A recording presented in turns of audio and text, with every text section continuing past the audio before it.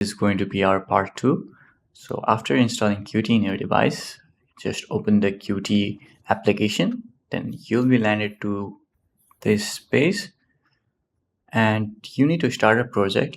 I'm going to start a project by going into the file and a new project, and then we have Qt widgets application.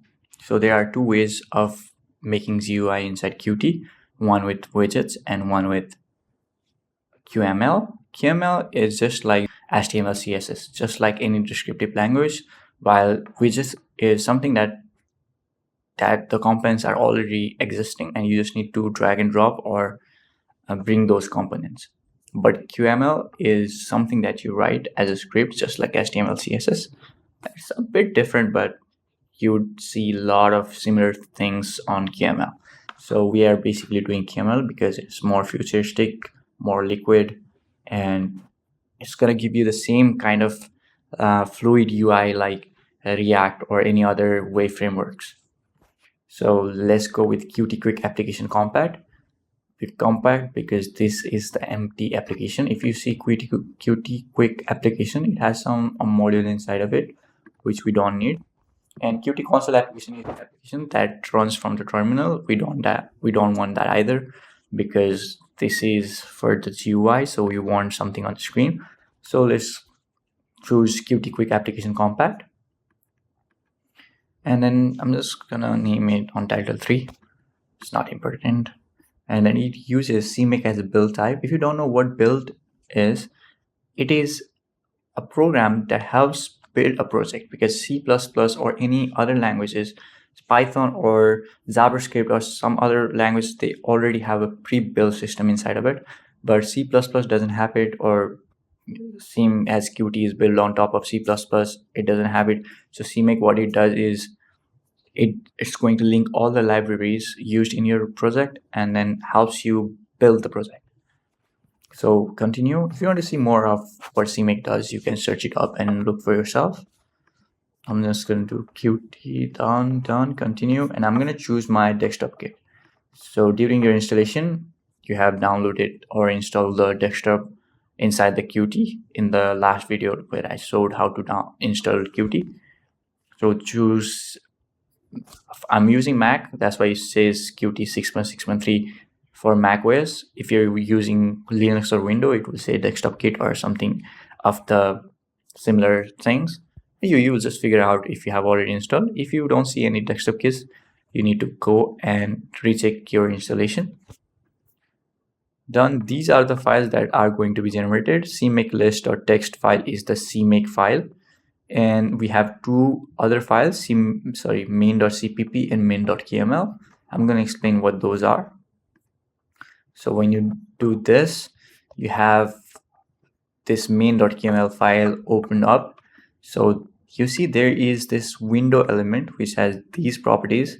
You can see these kind of properties in CSS as well. So it's almost similar and it's not a bit different. So this is the main window, and whatever you write inside of it, I'm going to show you step by step, so you don't have to worry about understanding everything in this video. But this is just an element window, which is a main window element, which is responsible for opening up a window. And then whatever you write inside of the window will be shown in that window. So the width and height of the window will be this visible true. If you do false, then you will not be able to see the window. And then you have a property title with the string with the name hello world. If you run this, you will have an empty window with a title hello world. And we also have another file, main.cpp, which has this 22 lines of code. So it has few header files, 2 header files. This QGUI application helps handle the event loop of this application. Like it knows if you're interacting with the window or with the application, then there is an event loop going on. And whatever action you do inside the window or inside the application is being monitored by this header. And you have QML application engine. This engine is responsible for connecting QML, which is going to be our front end side of the application, to this back end side of the application to make the application run and see something on the screen. So we have these arguments. These are normal C++ standard arguments, which are generally used for command line programs. We are not using it here, but it is required for some reason. So we have initialization of engine as an instance, and we have like included our main.kml file here.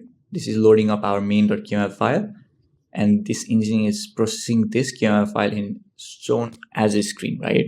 So this is how it is being compiled. So you see QRC here, which means Qt resource compiler.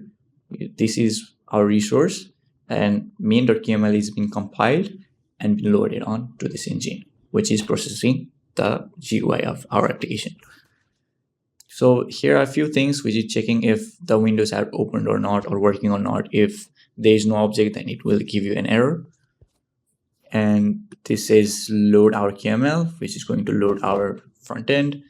And then when this runs and the event or the program keeps on running, checks for actions or any interaction in the window or in the application.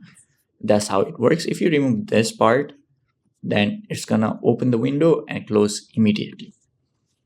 That's why these, for beginners, you don't need to understand this as of now. You can learn this later on while you start doing the project. You don't need to understand what this program is doing, but slowly you automatically will start to understand this.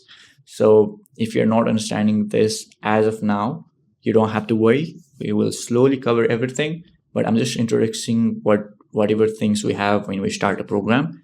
So this is all the files that we have generated when we start a project.